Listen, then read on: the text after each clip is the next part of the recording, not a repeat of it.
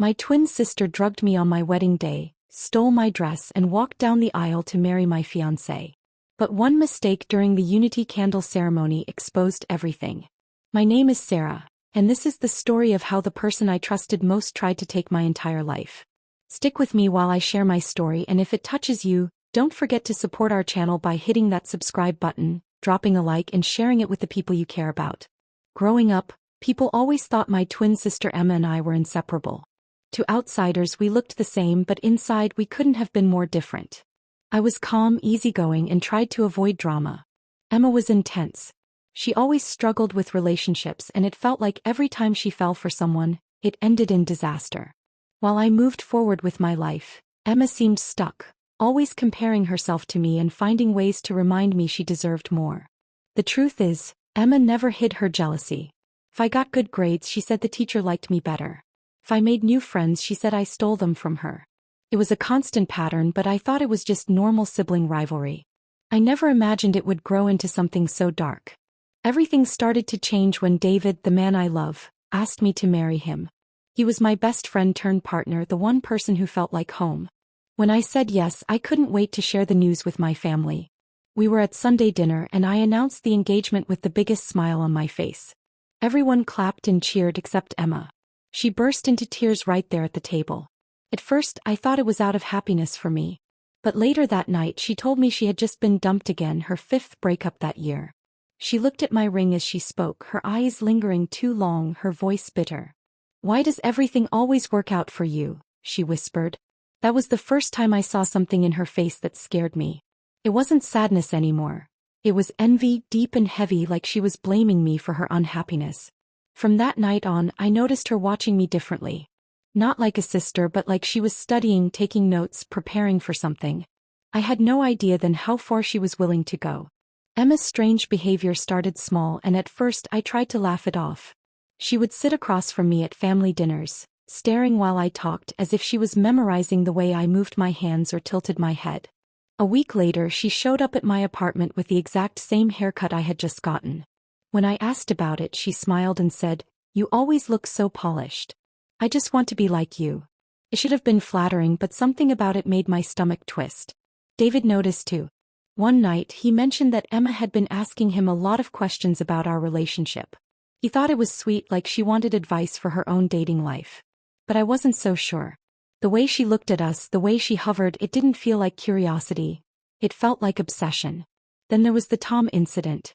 Emma had finally met someone and she was so excited. He told me he could be the one.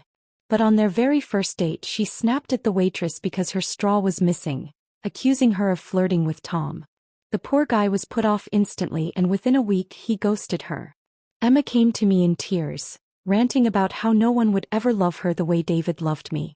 I tried to comfort her, telling her she would find someone better, but I could see the bitterness behind her eyes. After that, things escalated. At an office party, Tom happened to show up and I caught him flirting with me. I shut it down immediately, but Emma saw it.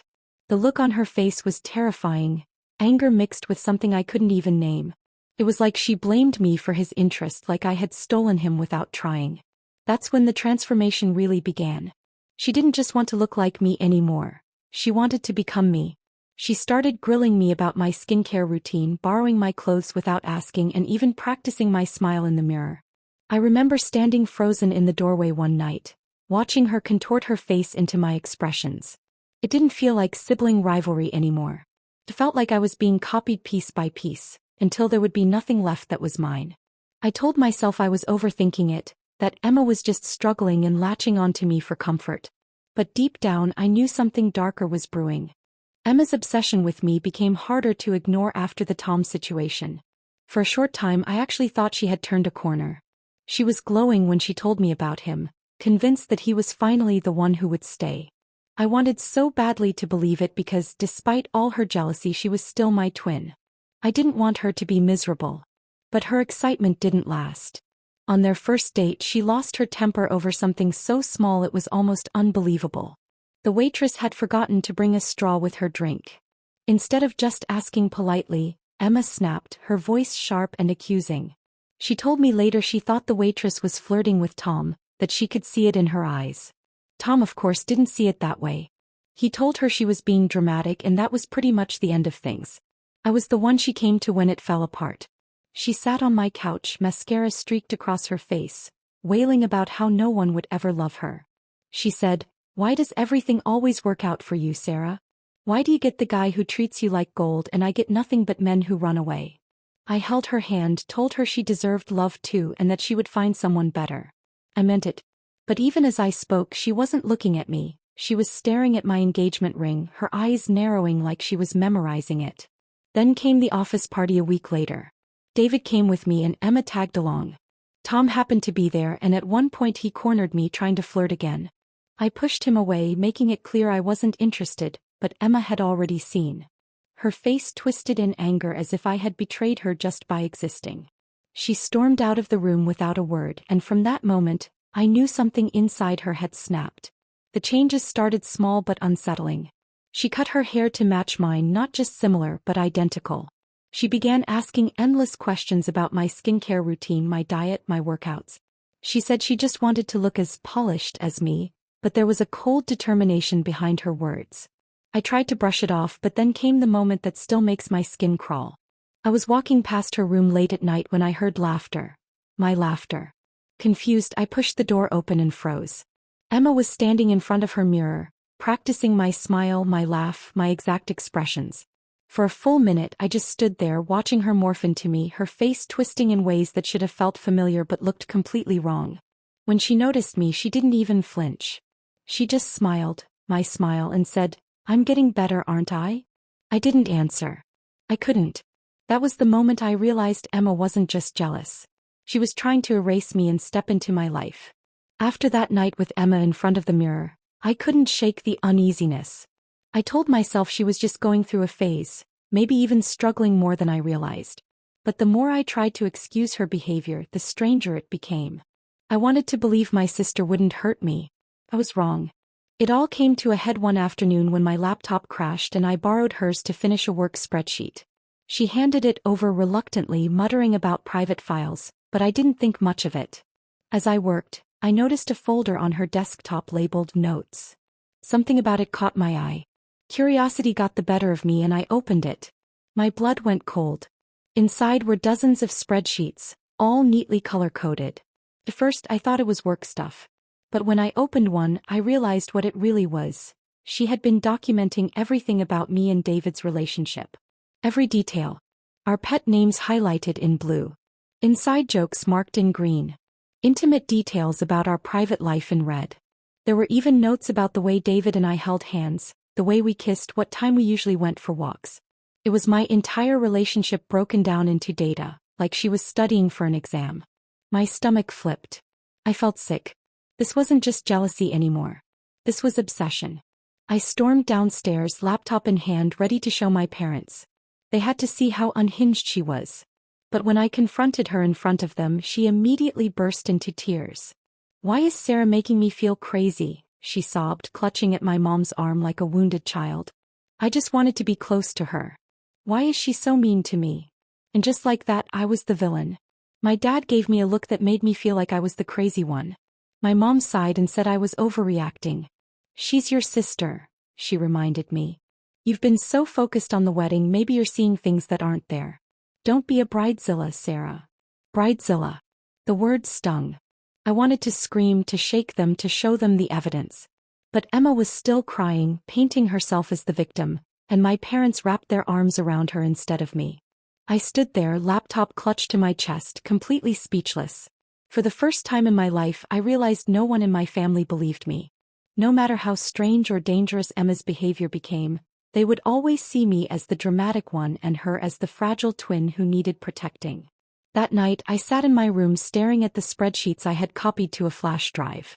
My hands shook as I clicked through them, each one confirming my worst fear. Emma wasn't just copying me.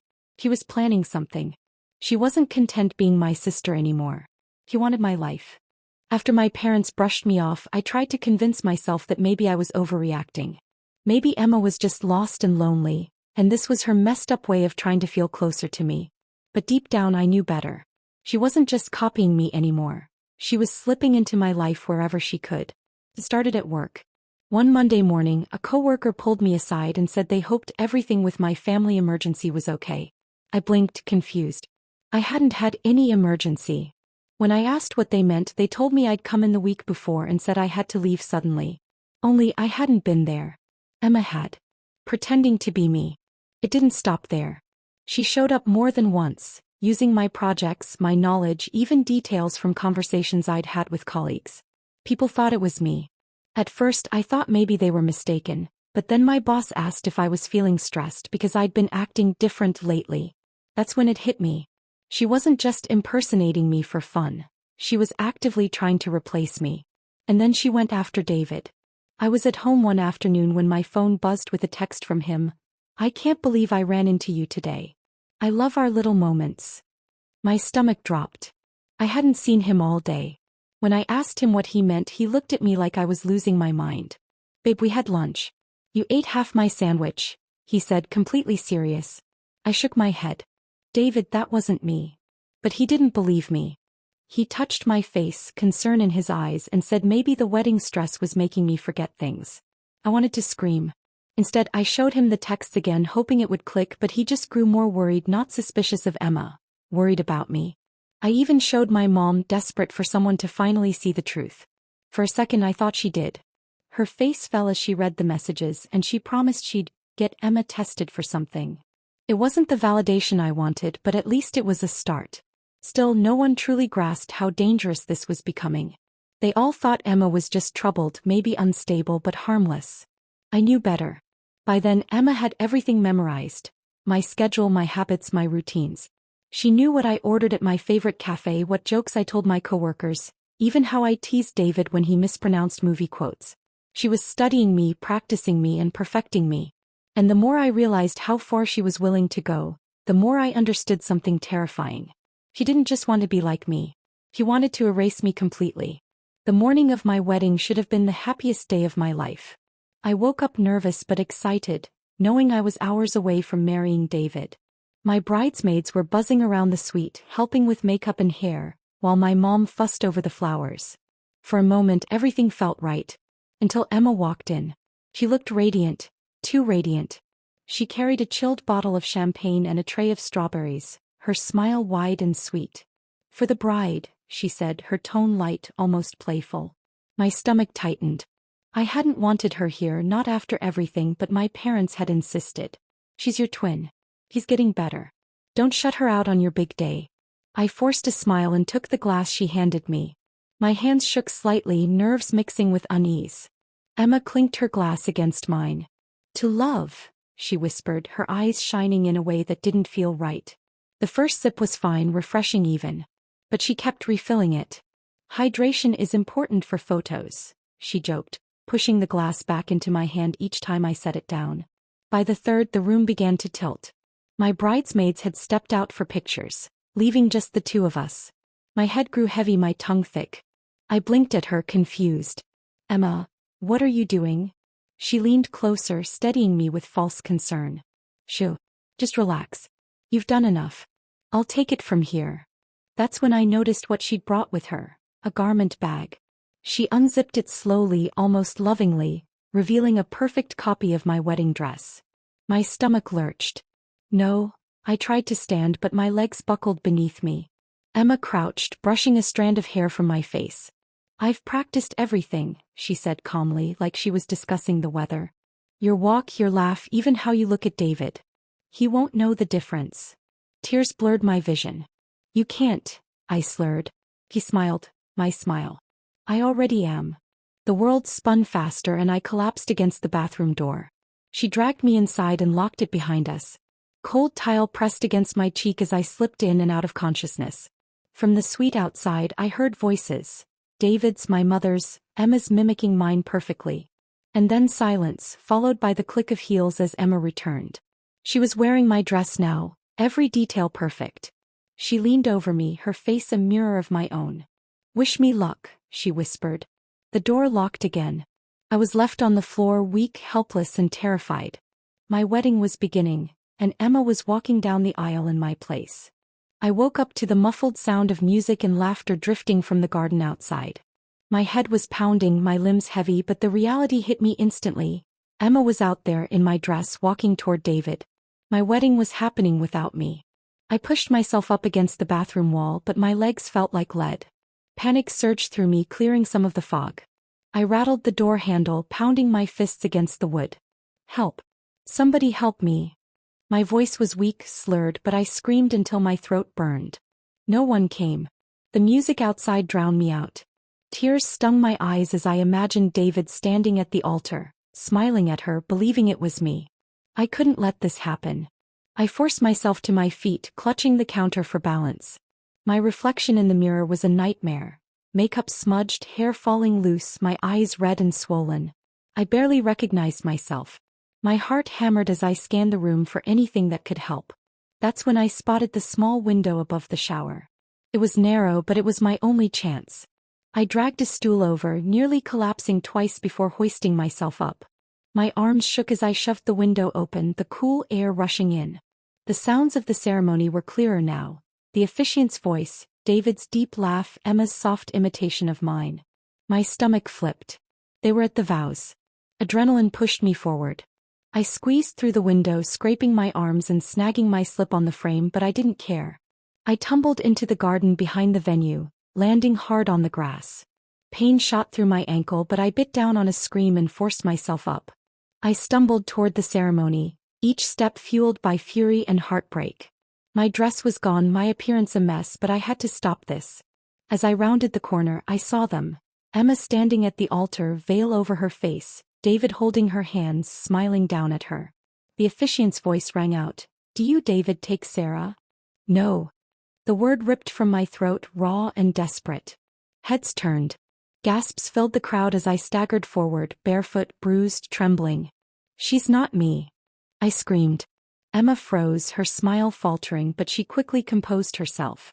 "Don't listen to her," she said smoothly, mimicking my voice. "She's sick." The crowd erupted in whispers, David's face paling as he looked between us. The perfect bride at the altar and the broken woman stumbling toward him. And in that moment the truth was about to unravel. The garden erupted into chaos the moment I screamed. Guests gasped, some stood, others whispered frantically. My mother rushed toward me, horror on her face. But my eyes were locked on David. His smile had collapsed into confusion, his hands still clutching Emma's. "She's not me." I shouted again, stumbling closer. My voice cracked, but I kept going. "That's Emma. She drugged me, she locked me up so she could marry you." Emma didn't miss a beat. She squeezed David's hand and turned toward the guests, her voice steady. "Please don't listen to her. My sister, she's been struggling. She can't accept that I've finally found happiness." It was perfect. Convincing. And for a moment I saw David waver. His eyes darted between us. The woman he thought was me, calm and radiant in a wedding gown, and the wreck I had become. My hair was wild, my slip torn, bruises lining my arms. I looked unhinged. "No," I whispered, shaking my head. My whole body trembled. I felt the weight of every pair of eyes judging me, pitying me. Emma had set this up so perfectly. The officiant cleared his throat awkwardly, clearly unsure of what to do. But the ceremony continued as if the world hadn't just split in two. David was still in a daze, still holding her hands.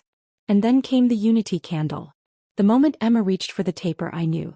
She'd studied everything about me, my smile, my laugh, even the way I held a fork. But she didn't know this. Because when David and I practiced for the ceremony weeks ago, he laughed and teased me for being left-handed. I always lit candles with my left hand. It was a small, silly detail only we shared. But Emma? She used her right.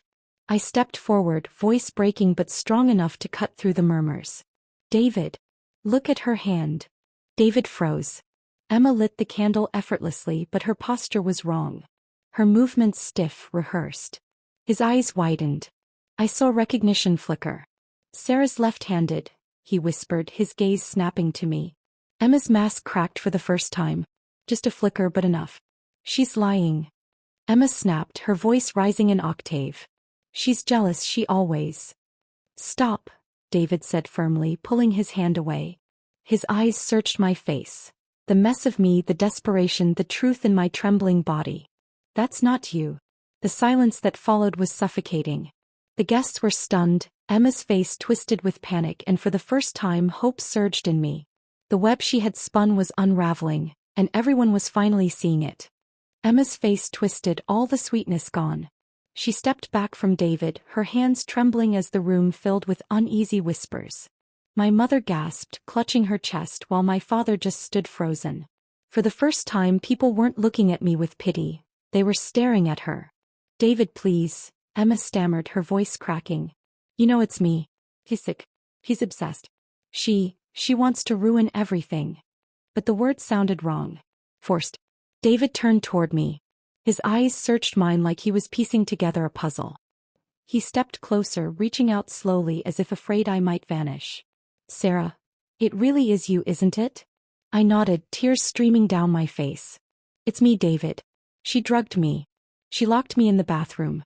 She's been pretending to be me for months." Emma's mask shattered. Rage bubbled up in her voice. "Shut up," she screamed. Her voice echoed through the garden, sharp enough to make a few children cry. She tore off the veil and threw it to the ground. "You've always had everything, Sarah. The attention, the friends, the men. And now David? Well, he should have been mine. He was supposed to love me." Gasps rippled through the crowd. My bridesmaids clutched each other, horrified. My mother shook her head slowly, tears filling her eyes. David stepped back, disgust clear in his face. "Emma, what did you do?" "I became her," Emma spat, her face twisted with jealousy. "I studied every move, every smile, every word. And you didn't even notice. You kissed me. You held me. You thought I was her." The weight of her confession hung in the air like poison. People whispered frantically, some backing away. My father finally stepped forward, his voice trembling with fury. "Emma, enough. This is madness." But she only laughed. A chilling, broken sound. "Madness? Oh, it was perfect. Until the candle." Her eyes snapped to me, burning with hate. "You ruined it. You always ruin everything."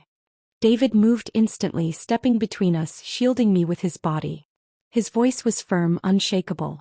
"You'll never touch her again." Security had been hovering at the edges, unsure what to do, but now they rushed forward.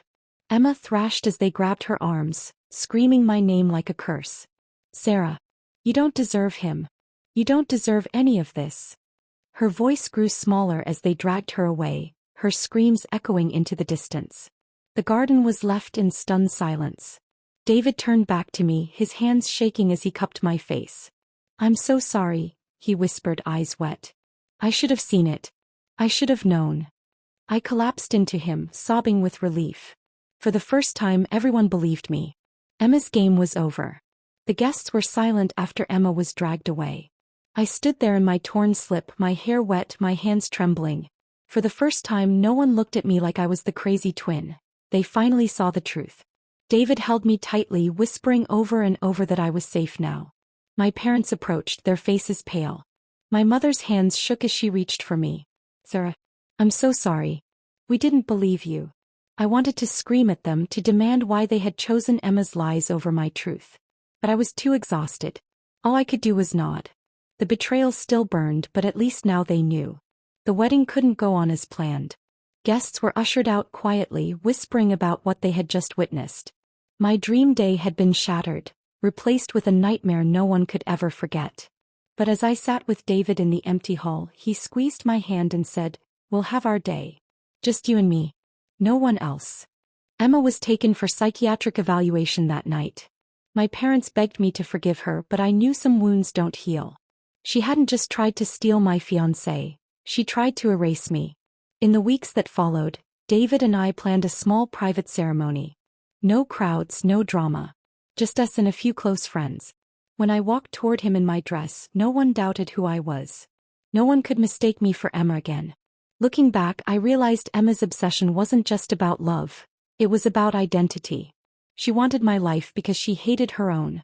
But she made one mistake. She underestimated me. And that mistake saved everything.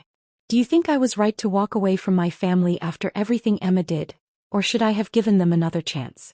Let me know your thoughts, I'd love to hear them. Don't forget to subscribe.